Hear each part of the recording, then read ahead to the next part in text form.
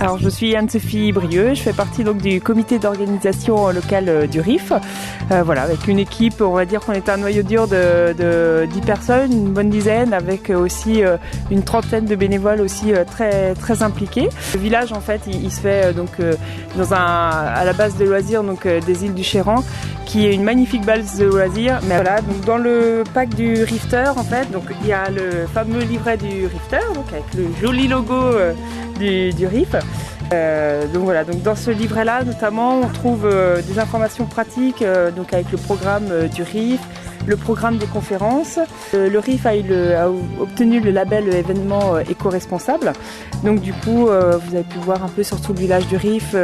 Voilà, c'est des éco-cups qui sont distribués. Voilà, il y a plein de choses de faites, de mise en place par rapport donc au tri des déchets. Donc voilà, du coup, grâce à ce beau temps, je pense que ça a bien contribué aussi à avoir pas mal d'inscriptions. Alors on attendait 300 personnes à peu près en étant assez optimiste et là je pense qu'on va dépasser les 300 inscriptions. Alors cette surprise c'était donc un canyon, la descente d'un canyon nocturne grâce à une association qui s'est énormément investie là-dessus. Ils ont vraiment porté cette descente de canyon en nocturne. Donc c'est l'association donc la Locomotive qui est composée d'intermittents du spectacle qui ont su allier de façon assez exceptionnelle leurs compétences dans le domaine de la musique, de l'éclairage. Grâce à la générosité donc d'un rifter de Bernard Abdillah qui est aussi horticulteur, il a fait don donc de 1000 fleurs que vous pouvez voir là, donc plusieurs variétés, nous des Edelweiss par exemple. Et donc voilà, les rifters vont pouvoir partir avec plusieurs plantes ramenées chez eux en souvenir.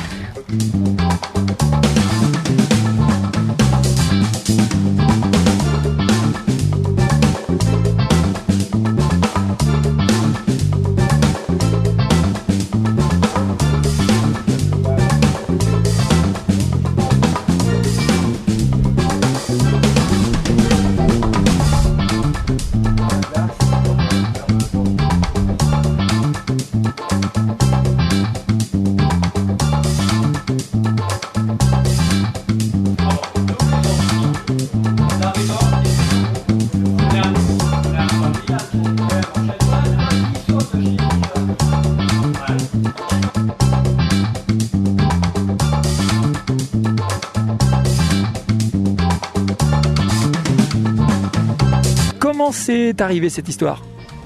Eh ben en fait c'est Cédric qui a amené l'affaire sur la table et puis on s'est retrouvé un petit peu embarqué dans l'histoire et on a suivi avec toute une bande de locaux, tous des gens des 3 fédés qui co-gèrent un RIF et puis c'était vraiment une chouette aventure humaine avant toute chose quoi. C'est le président du CDS lors d'une réunion qui a discuté avec d'autres personnes de la Fédé et qui ont dit ça serait bien dans les Bauges, ça vient d'être labellisé Géoparc, vous pouvez pas nous faire un beau riff.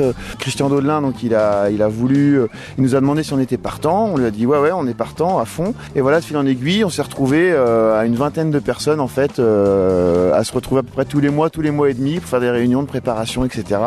Et tout ça à la bonne franquette avec de l'atome et du blanc de Savoie et voilà, c'était bien cool quoi. Et aussi avec l'original de l'étape ? Ouais, c'est forcément, puis on a la passion canyon, donc on s'implique dans l'histoire, ça c'est sûr. Et puis on a fait marcher un petit peu tous les réseaux de copains qui avaient un savoir-faire quelconque et utilisable sur le RIF.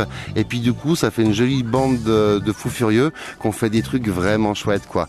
En fait, ça s'est passé aussi avec Biliv qui se cache toujours de la caméra, mais voilà Biliv qu'on a croisé sur un stage Fédé. Et quand on lui a parlé du projet RIF en Bauge, lui étant un local aussi de l'étape, c'est bon, c'est parti, je connais plein de monde. Ça va être orgie. Ah ouais mais nous on veut faire une nocturne au Pont du Diable. Ah ouais, mais ça nous aussi ça fait trop longtemps et puis j'ai plein de potes, ils sont super forts pour faire ça quoi. Et voilà, on est parti et voilà ce que ça a donné hier soir quoi. Merci.